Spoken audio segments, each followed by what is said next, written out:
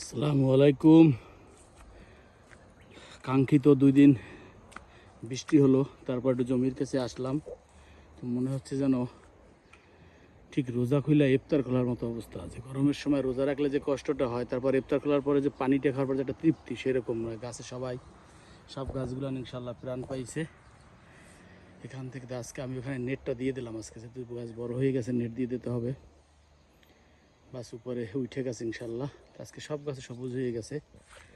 এই বহু প্রতীক্ষিত লাল শাকও আগাই আসছে, হয়তো এই সপ্তাহে খাবো ইনশাল্লাহ। তো মোটামুটি সবুজের দিকে এখন আমার আগাছা মুক্ত আছে। এখন দিয়ে একটা উঠলে ফেলে দিতে হবে আগাছা। এদিকে সব উঠছে ইনশাল্লাহ, গাছও ভালো হইতেছে।